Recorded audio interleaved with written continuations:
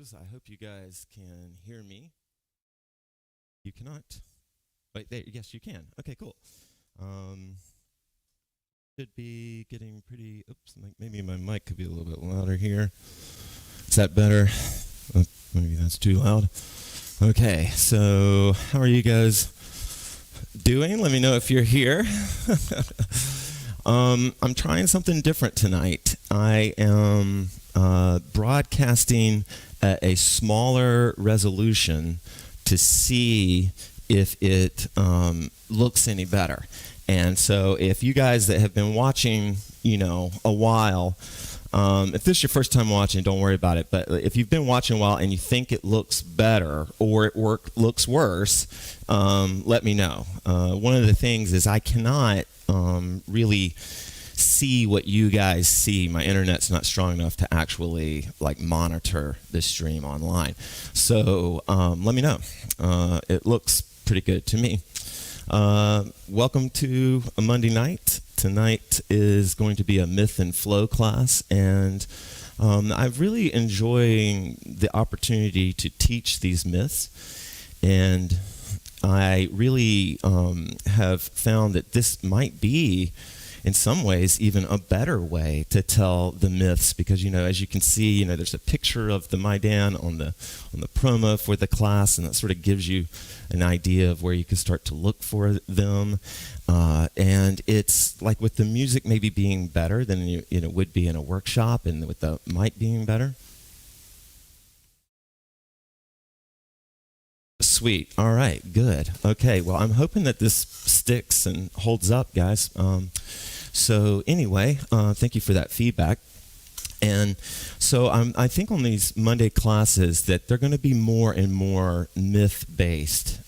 We're not going to necessarily profile a Maidan every single time, but sort of definitely keep them up and in the energy of the Monday night classes. I'll still be teaching some techniques through that. It won't be we will have technique classes because there needs to be a space for more advanced stuff than what I can do on Thursday night. And then Thursday night will continue to be sweet, Sarah. Thank you. They're saying that the resolution looks good. Yeah, so that's just, oh my God. If I look, let me know also if I look too bright. If I look too bright, not smart, but too lit up, let me know. And so if you're looking for more technique-y stuff or, not as much story, that's going to be on Thursday night, although, it's me, so I'm going to keep teaching the way that I teach. Anyway, so... and I do want to really try to do a good job of trying to start on time. If tonight's class goes well, then this stuff is really going to be dialed in. Speaking of dialed in, yesterday I got to play and I got to stream in Brecken to our Hoop Jam.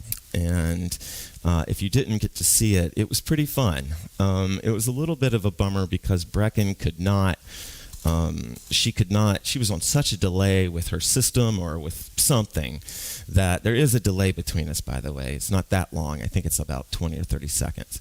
But anyway, with Brecken, it was 7 minutes long. But it was beautiful to watch her move. And if you're a huge Brecken fan and you want to go check it out, you can watch that. And all the classes are on replay on my YouTube channel. And then lastly, just getting the business out of the way, the best place to watch is YouTube. Now, you can watch anywhere you want to, and maybe the resolution looks better on Facebook or something, but Facebook is really, really strict about copyright. And so if there's any question that the song might belong to somebody else and they know it, they kill the stream. So when I say the best streams are on YouTube, that's what I mean. Okay. All right, it is a little bit bright. Okay, hold on a second. Yeah. I actually have a remote, but I don't know where it is. All right, let's see if we get any better there. Okay. All right, y'all. Thank you very much for helping me dial this in. Okay, so on with the class. Tonight we are talking about, let's take a big audible breath in first. Audible breath in.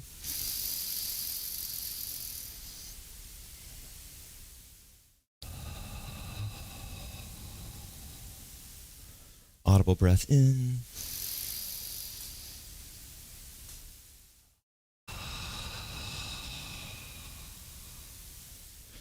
Last week in class, we talked about Jula the Quiet as a Maidan, and that her real special gift, or one of her big special gifts, most noticeable big special gift, was her ability to listen, and that her listening was so good that people wanted to just gush to her because they felt so accepted. In the Maidan system, when a Maidan is rescued, they are brought back to the rest of the order, and then all the women in the order spend time with the baby.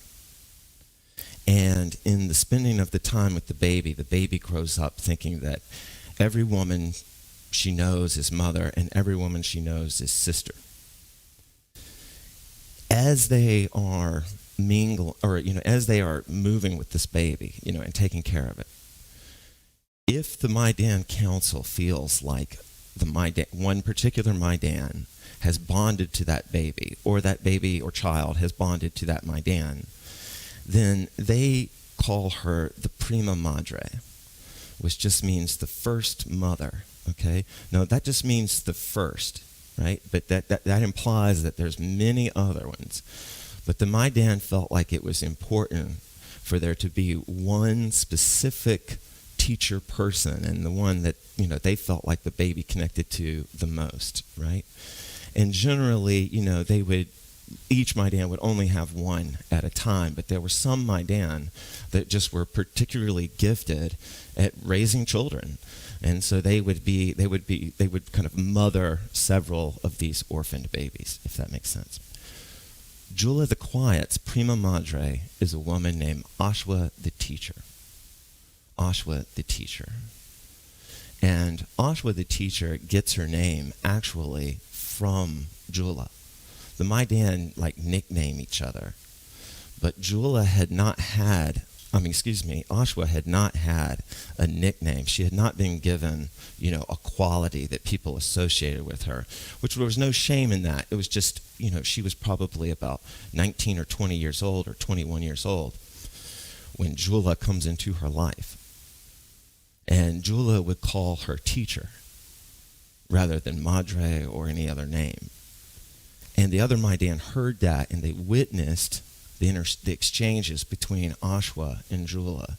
And they already knew that Ashua was a badass warrior. They already knew that she was fearless. But they had not realized just how well she could connect and convey and transmit, technique and that stuff. So that's why she's called Ashua the teacher.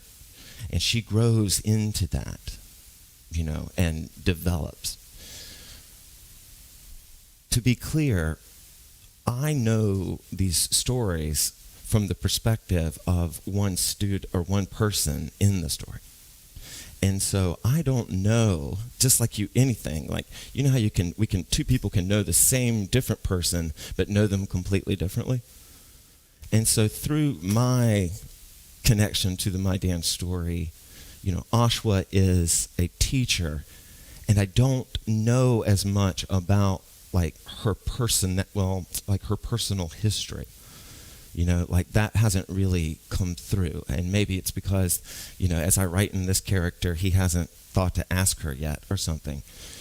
But what I do know about Ashua is how she taught. And it is very much, she is crazy as this sounds, this archetype of the teacher is it's my what would Jesus do? It's a what would Ashua do when I'm in a teaching situation. All right, so we're going to get started with that. I hope that sets up things for you, and we're going to move into the sway. These myth classes do have a little bit longer setup. I'm sorry about that, but I need to tell a story first in order to tell a story later. We're going to move into sway. Oh, wait. Oh, okay, wait. Yeah.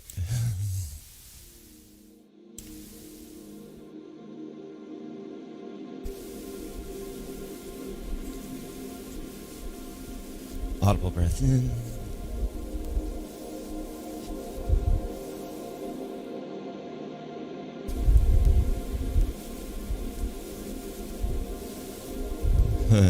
You're welcome, Jackson Pink. I won't apologize anymore. Audible breath in. I'm going to close my eyes now.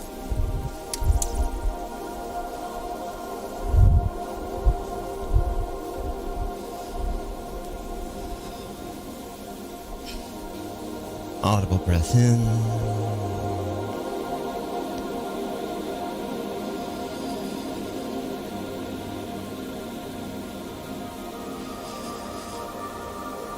One of Jula's first memories of Ashua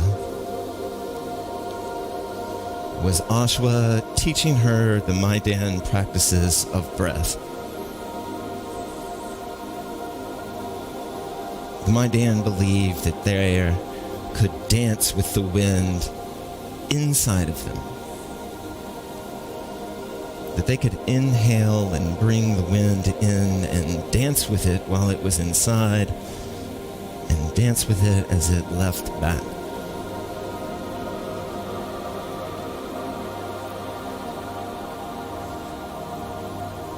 I am not Ashua, and I cannot teach you those techniques. But to help you begin to feel Ashua and Jula and the connection together, I want you to imagine that you are swaying, that you are stretching with your favorite teacher of all time.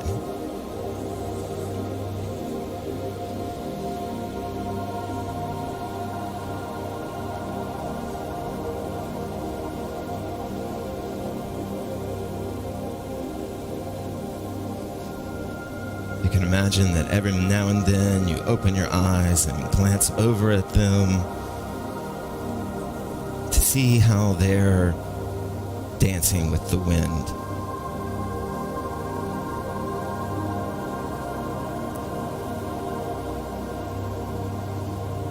But you feel safe. Like the little baby bird beneath her mother's wing.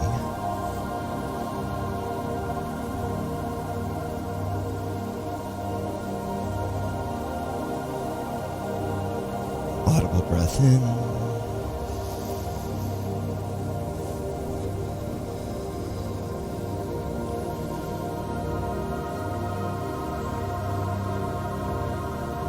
Ashua didn't teach Jula how to sway. She taught her how to let go and to sway.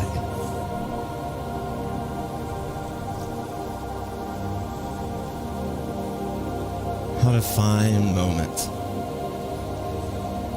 and be in them.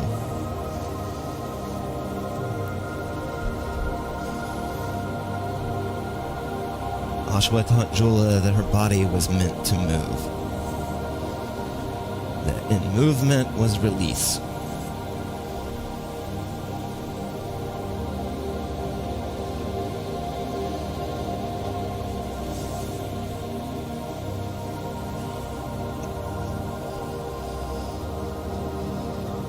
Audible breath in.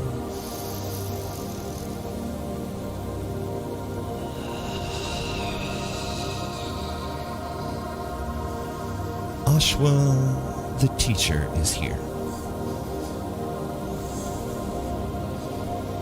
And she's swaying with you.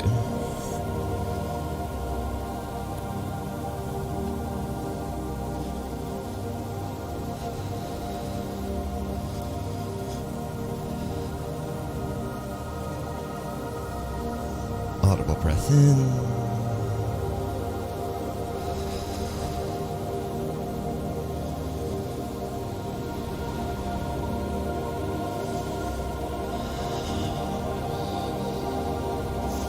Open, open, open, Ashua would say to Jula.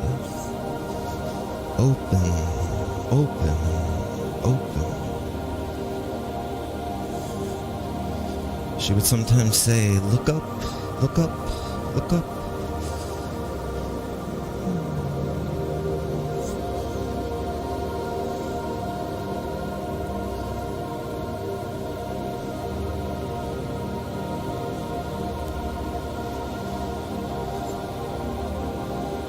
Jula wanted Ashua's approval, not because she was afraid of her, but because she could see in Ashua's eyes just how much she loved Jula.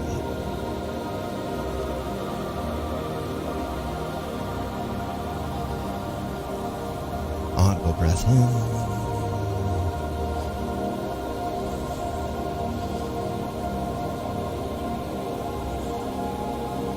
Open, open, open.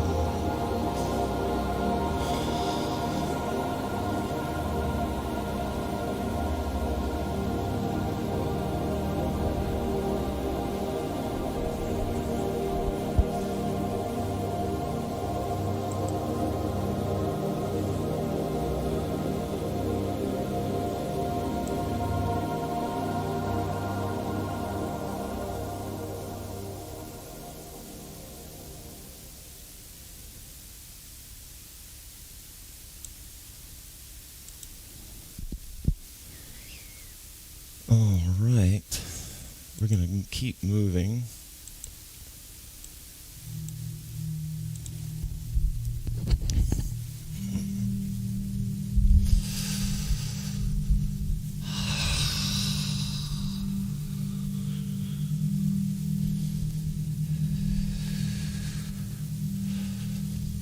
Audible breath in.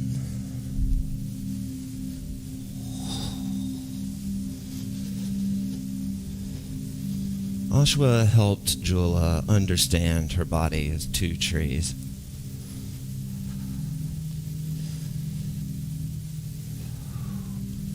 By swaying with her in strong wind. That wind you feel before a big storm. Sometimes Ashua would grab Jula and they would run out.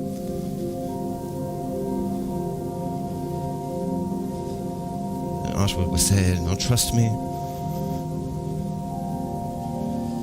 And Jula would come up onto one leg in that strong wind. And she would imagine herself rooting like the giant two trees.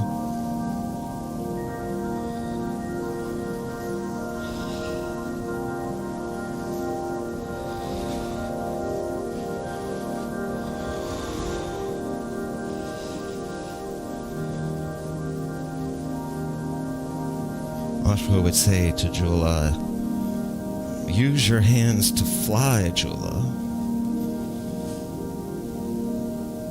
Jula would push out of her rigidity, open her hands like birds in flight, and the wind would pick the hands up. Audible breath in.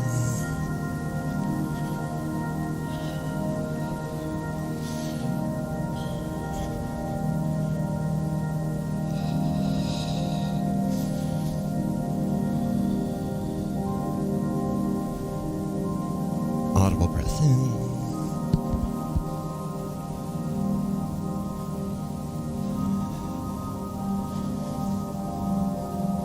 Ashua the teacher. It's the archetype we're calling in to our scene. How is she showing up for you?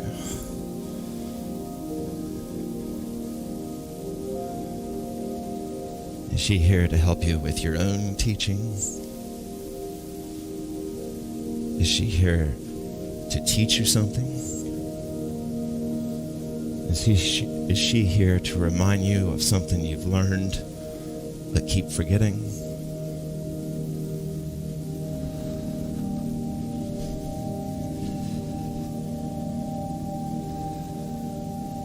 If the most loving, accepting, wonderful teacher in your life was before you, in front of you, offering their help to you, what would you ask?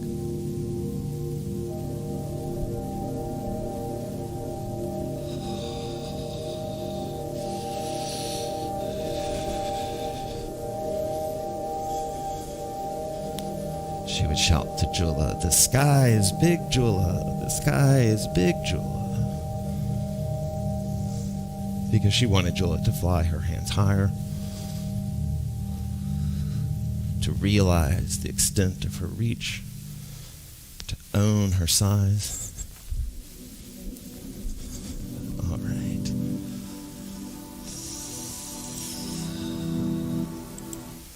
Okay, just checking in. I hope I'm still live with you guys. I'm having a lot of fun already. I love teaching stuff like this. Okay, so I'm going to kind of just keep moving right along. And we're going to do one more kind of slowish track. Tonight's a slower class, but it will get a little bit more upbeat. So.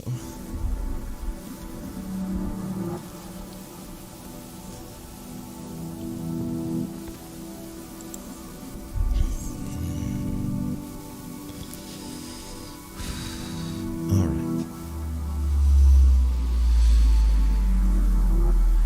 Ashua's favorite technique was 2-point. 2-point is when I use 2 points of contact to hold the hoop suspended. Last week, we talked about Jula's favorite technique in order to find her. And to find Ashua, her favorite technique was 2-point. And I don't know why, but I have a feeling because she liked the action of it. She liked bringing two parts of herself together in order to accomplish a goal. Most of you have been hooping with me a while, and you know what 2-point is. But for those of you who don't know, Ashua liked the technique because it was sensual. She liked the physics involved. She liked the rhythm of it. And even though she could core hoop with the best of them, she found this extra soothing.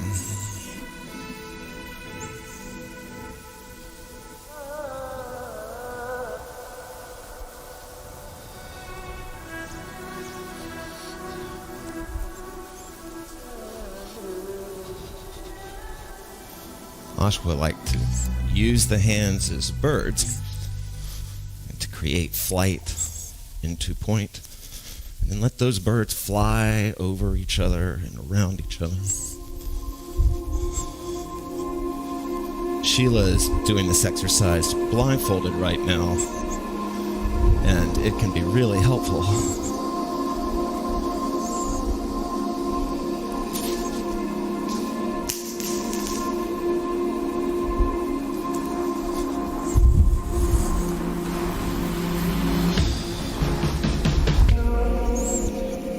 Life is rich with metaphor, and you can think as Ashua did about 2-point.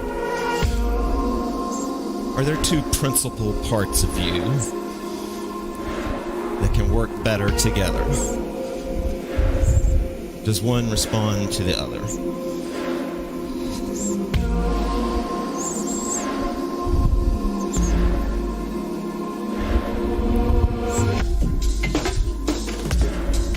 Does one side of you dominate another?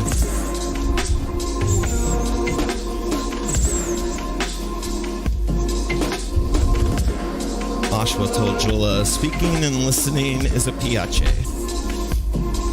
It's a rhythmic balance.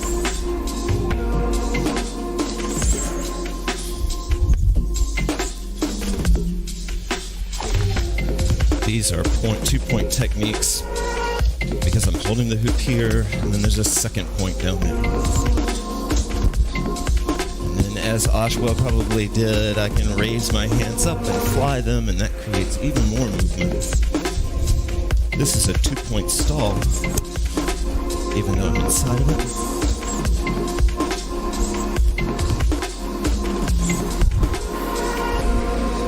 It's a 2-point A-side stall. This would be a 3-point or a 1-point, 3-point, 6.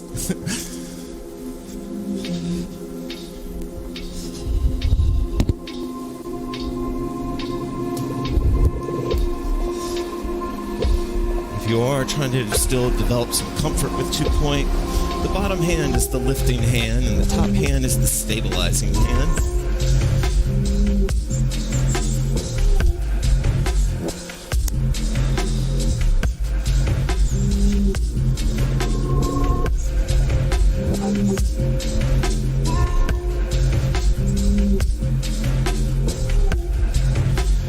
Giving and receiving, 2 forces both needed, 2 verbs both needed. One can dominate the other. Ashua would suggest balance. Rhythmic balance, maybe not even symmetrical balance.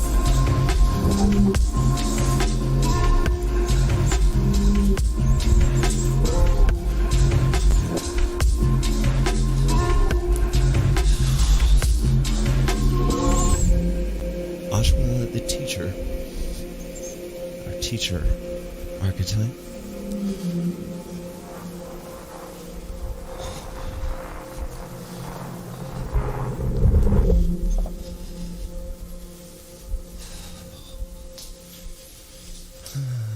Sweet.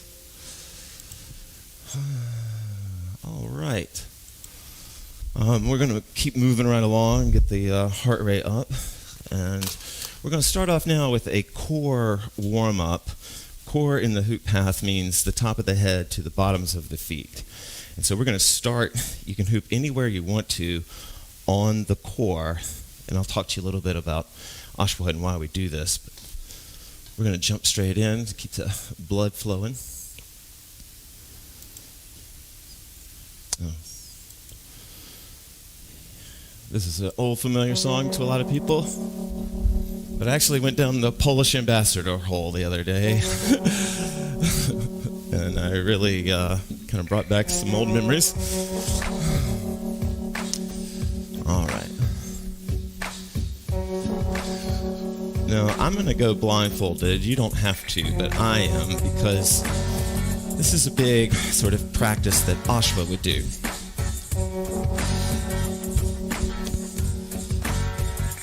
Ashua believed that what made her a good teacher, and she believed that she was a good teacher, was her ability to listen to the moment without anticipation, to recognize patterns, but to not assume patterns going forward. And Ashua, very much like Jula, and maybe that's where Jula got it from, would put a blindfold on, would go out, listen to the drums, listen to the wind, listen to the flutes, and all the different instruments that they may have had. And she would listen for them as a way of keeping her listening open, to keep it unrestricted. You can put the hoop anywhere you want to. I'm going to get off the mic so you can listen.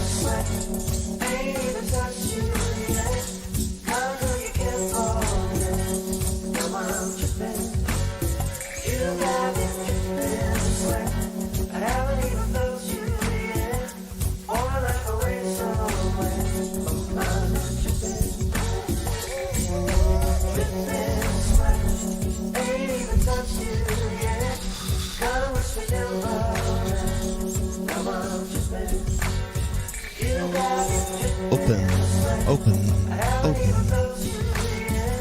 You're listening to the rhythm of the hoop. You're listening to the rhythm of the music.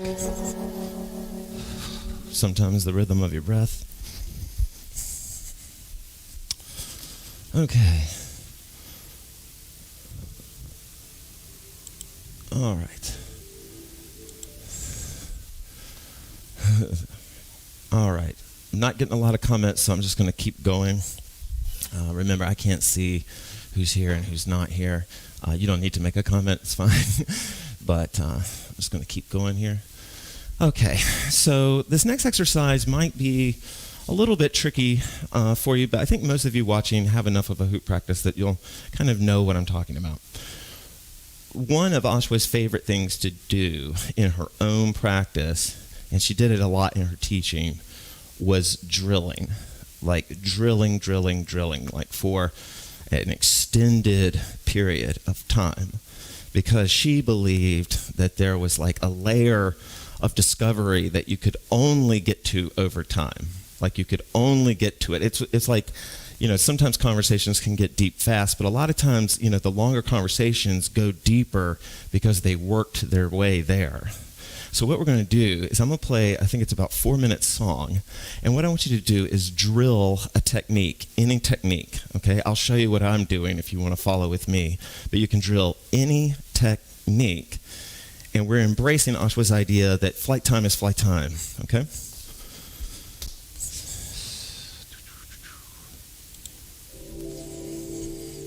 Oh, wait.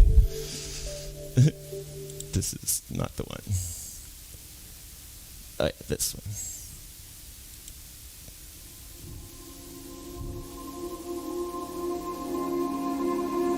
Did I already play this?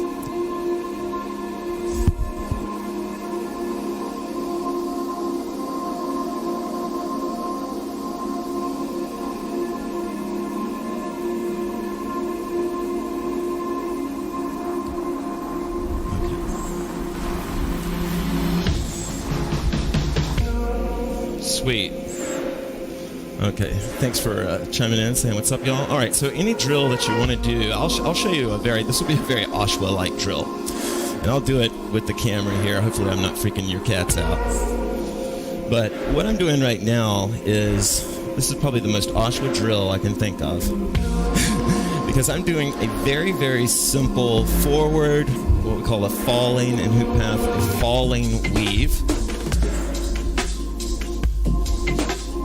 But what I'm doing, what I think Ashua would probably do, is I'm going to obsess about it, and I'm going to find something. In this case, I'm actually using the camera, and I'm bringing the hoop down through that mark. So you imagine some point here, if you want to do this with me, and then you bring the hoop down through that. So I'm looking at Sheila right now, and I'm just doing a forward weave.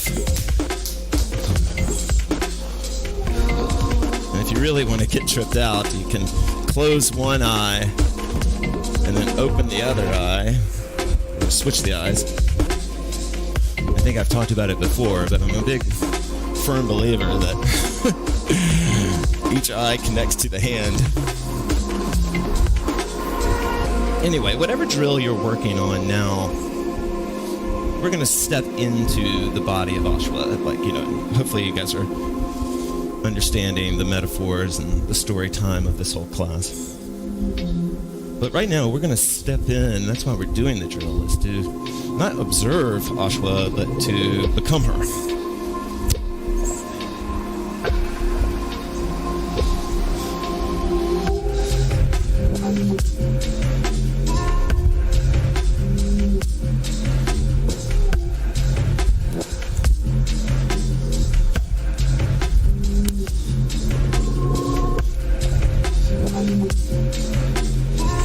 You are the teacher.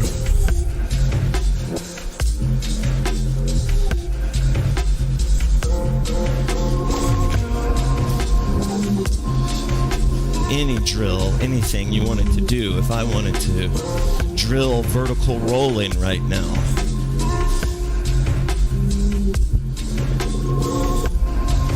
if I wanted time to drill brakes and paddles right now.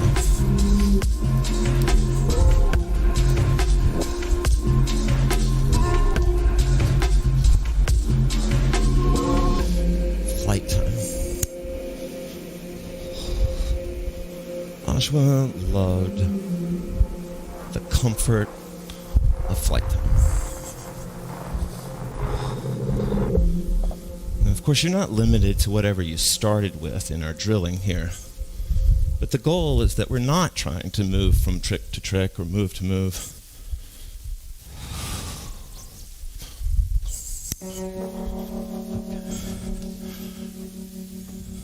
Sweet Sarah, thank you for chiming in. That's kind of the vibe I got.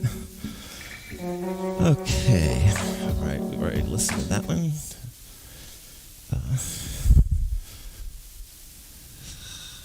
Yeah, here we go. Okay, so this is one of my kind of favorite stories, or not favorite, but it was just this funky image that came to me. And it was really funny because I had sort of seen this image in like kung fu movies from like the 60s that they used to play in the 70s on free TV, back when that's all there was.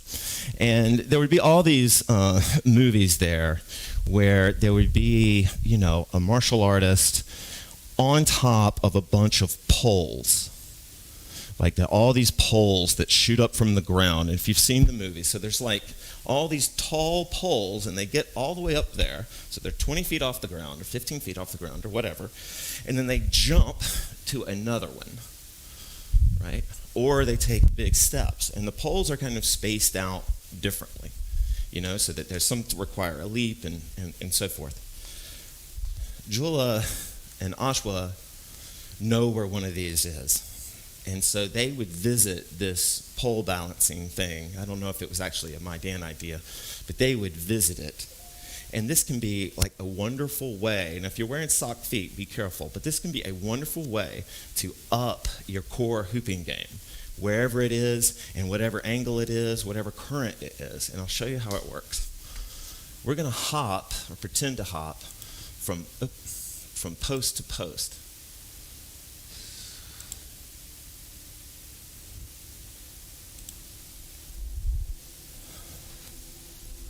All right. No, we'll keep it easy, and like, you know, you might have a different, you know, set of legs than I do, so maybe we don't hop as much, maybe you don't have the space to hop. But what I want you to do, to really get the most out of this exercise, you really have to be there, right?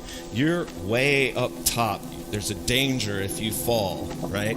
You're not just like hopscotching. You're actually leaping 20 feet above the air or stepping. I want you to step and then come up and then see somewhere in your floor another spot. Step over to it and then come up.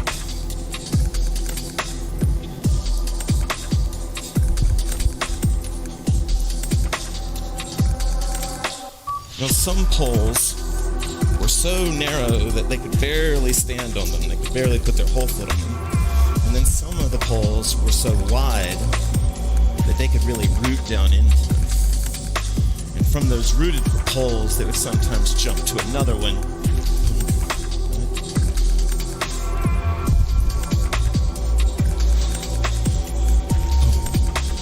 Now, here's the scary part. Check it out. Of course, you're going to have to look down because you're looking where you're going. But you're going to try to not hunch down as much as you can when you make the leap, right? Only for the sake of the hoop, not because of the way it looks, but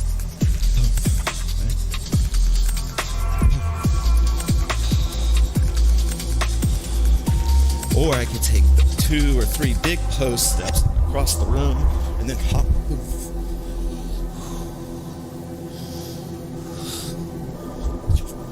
Now let's imagine, and then I'll shut up and let you just practice this. Let's imagine this is really 20 feet. You might want to be using your hands to kind of balance, right? Like, you know, kind of like in the story where, you know, Ashua tells Julia that the sky is big and her hands come up and it helps hold her. Similar there.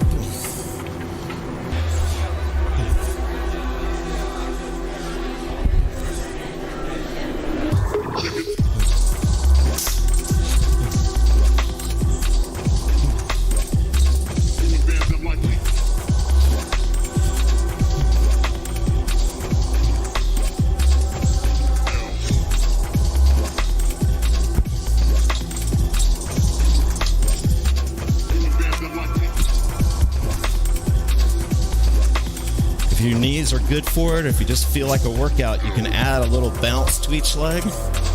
You know, like I'm raising and lowering here.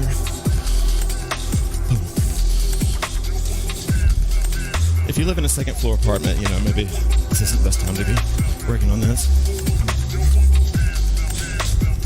Now, why am I asking you to do this?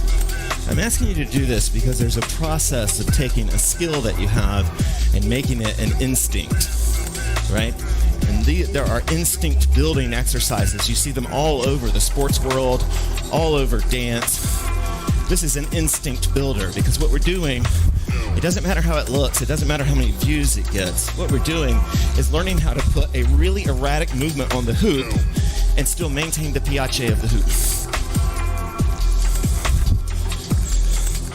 Yeah, HoopPath classes back in the day, we used to mingle around the whole room, just hopping from post to post. And what was so cool about it was you could see people get so convinced that they were on top of these poles that when they would land as if, like, you know, they could barely.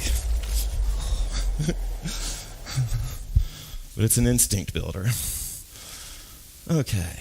All right. Grab some water if you need it. You probably. Okay, cool. Okay. How are we doing on time here? Okay, we're getting towards the end. This is pretty good. All right. We're going to do 2 more exercises that are kind of upbeat. And I'll go ahead and move just so we can move along here. We're going to move into, well, here's the idea. Maybe I should set it up real quick. The idea is that what happens in the Maidan is eventually they decide to leave the order for, you know, sort of a spiritual journey, you know, usually when they're like 15, 16 or something like that. And the Maidan prepare them for this journey, and they don't make them do it, right? They do it, but they prepare them ahead of time.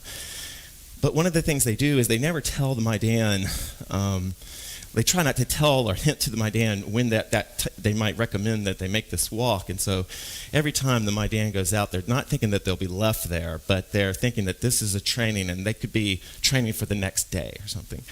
So Jula is out with Ashua. She walks her deep into the woods, and then she says, sway, go blindfolded, and as she does that, Ashua departs.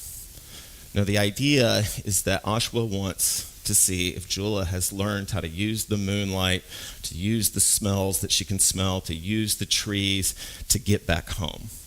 Now just to be clear, Ashua's not a jerk. She's actually watching this whole thing unfold. So what we're going to do is we're going to recreate that with warrior style, and we're going to try to follow the rhythm. I'm playing a song that is kind of designed for you to get lost in, and we're going to try to follow the rhythm with it. Now I'm going to do warrior. I guess you could do anything that you wanted to. You could do core hooping too. So I'll show you what this might look like. Let's say my techniques are super limited. I could just work on 2-point isolation, but I'm lost in this. And I'm trying to find the rhythm to the whole song. And as it switches, I try to find that rhythm.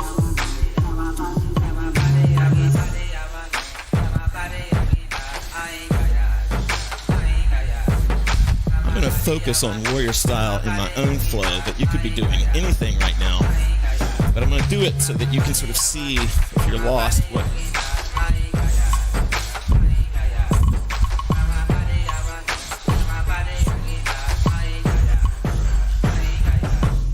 Okay.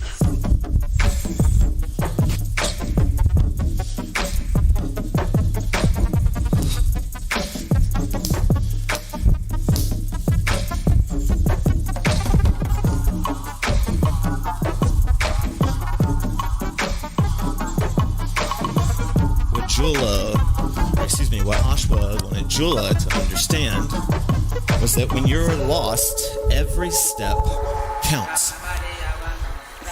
Every next step, when you realize you're lost, counts. And so the only way to become unlost is to make the next step count. Jula's case, Ashua wanted her to smell the wind and see if she could smell the cooking fires of the Maidan. She wanted her to look for worn paths. She wanted her to see where the moon was. Audible breath in.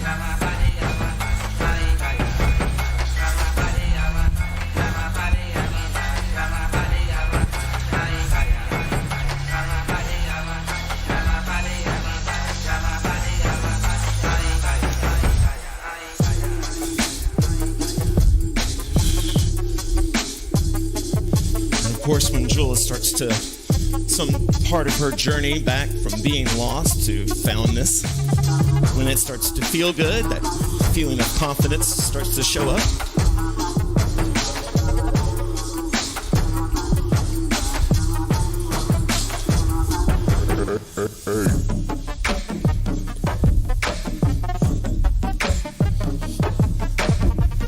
Again, you could be in any type of hoop flow that you want to be in, but the idea is you're moving with the beat.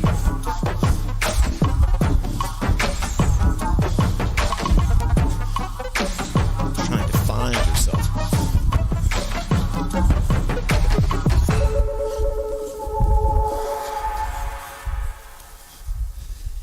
Good. Let the rhythm.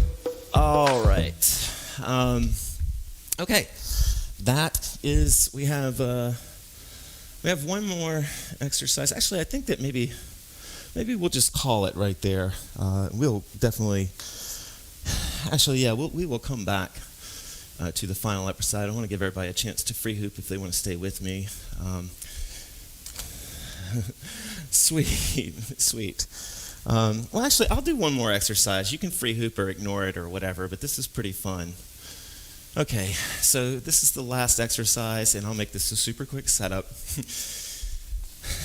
Jula eventually, when the timing of her eventual departure from the Maidan actually becomes forced, because the Maidan realized that there was going to be, essentially like ice coming, and that Jula needed to go out and be there before this were to happen. And the Maidan were, like all good things, were hated by a certain type of person. And so the Maidan were always under threat when they were not inside being protected by what were called the Archer tribe. And so Jula and Ashua leave that and go on a trip related to report back this ice thing. And they're eventually surrounded, or Ashua realizes that they're being pursued. And they're being pursued by like the most horrible, ugly, drool, snotty demons ever. And they're horrible, and they're ogres. I mean, they're just like, whatever you're seeing is ugly and horrible and violent, and that's what was happening. And Ashua felt like that, given Jula's age at the time and everything, that probably the best thing for her to do, even though it might be fatal to her, was to let Jula run ahead, and instead Ashua turn around and go back to face them. So she turns around, she makes this really tearful goodbye, big scene, and then she turns around and Jula runs off, okay? And for what it's worth, she's running up a hill. So Ashua runs, she feels the ogre, she knows that since she's so much more badass than they are, and she feels them walking around her, and she's walking herself towards this open field rather than the woods. She's eventually surrounded. Now, when she's surrounded, all of these horrible demons and warlocks and whatever they are, they're chicken. And their only strength is in their numbers. And so Ashua realizes that, and she starts to swing. They know she's Maidan. I mean, that's why they're there, to do her harm. And so she swings her hoop, and she whirls it super fast in core. And she essentially wards them off, and they just gather in this ring around her. This is when Maidan would do, Ashua style, which we would call warrior style. they would honor her by incorporating a style of hoop dance that turns and swings a lot. You are warding off people that, or things, spirits that want to do you harm. And you're doing it so that your beloved My Dan sister can actually escape.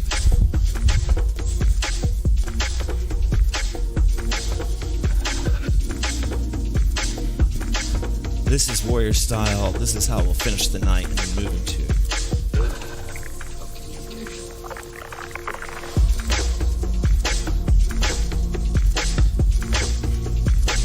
Good. Nice, Sheila.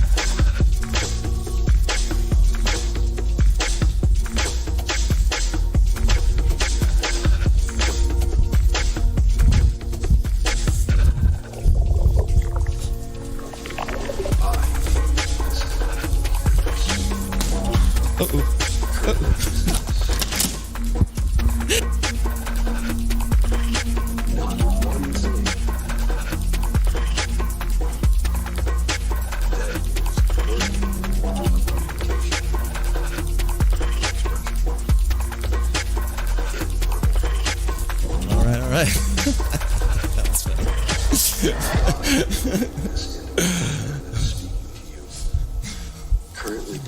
In the story, she's not being attacked by pieces of white wood. She's being attacked by... Not one thing. Remember now that if you were trying to intimidate people or things, positions of strength and just overall badassness. So we can imagine as we're working our warrior style that it's not exactly drunken master. Instead, it's control, lots of turning. Ashua was really, as any good teacher, fighting more for Jola's life than her own.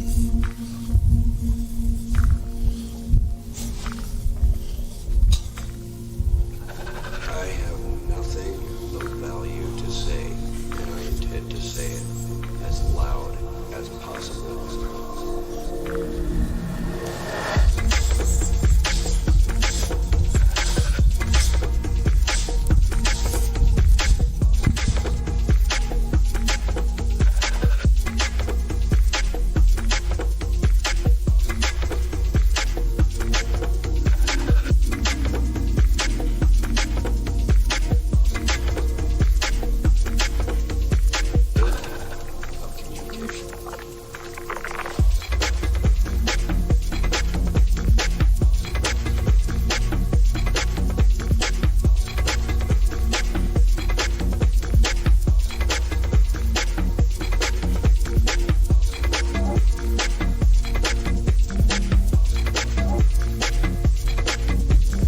Open, open, open.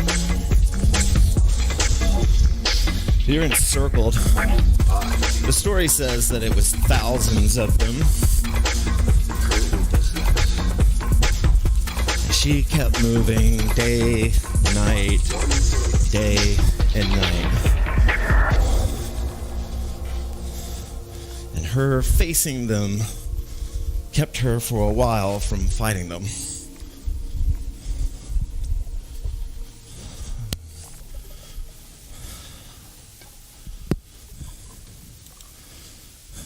Okay, y'all, we're going to close out and do a little free hooping. It's right at 8 o'clock now. And then actually, I think we'll go a little bit softer than I had planned. As always, guys, thank you so much.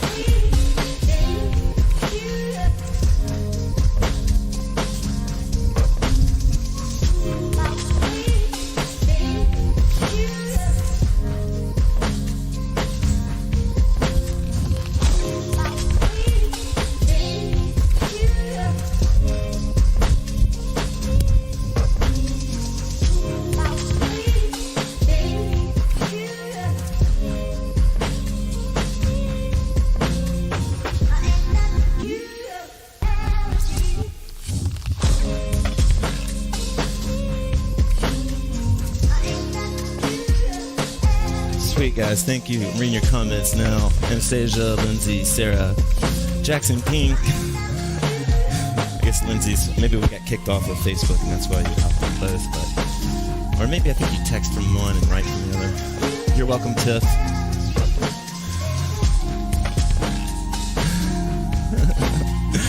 Yeah, it's hard time, you know.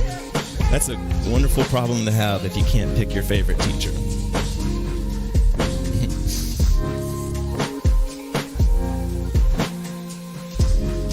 The next class will be Thursday.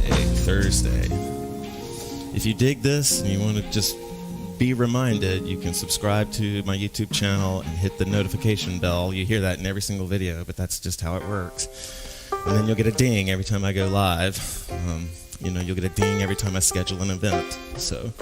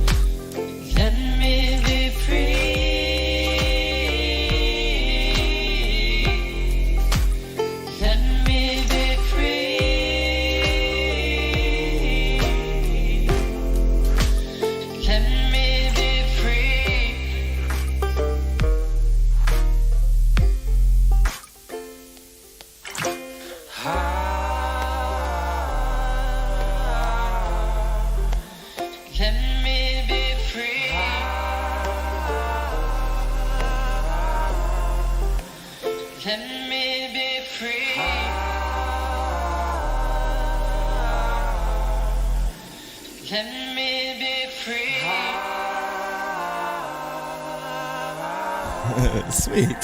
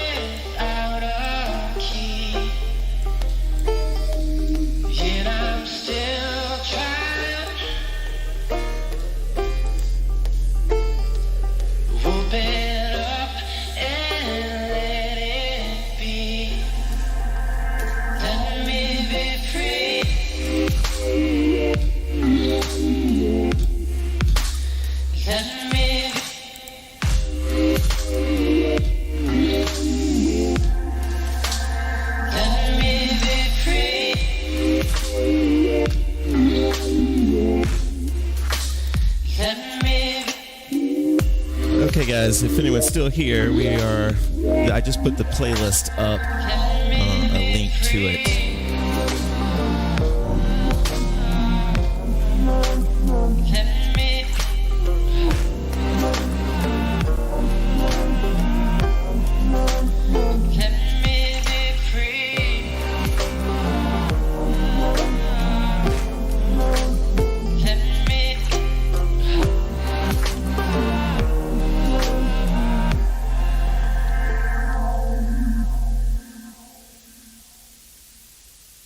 That donation, guys, thank you for joining me tonight. That's gonna do it for the cameras. Oh, we're not going to do this track either.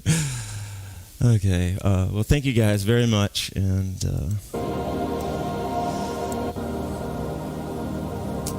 have a good night.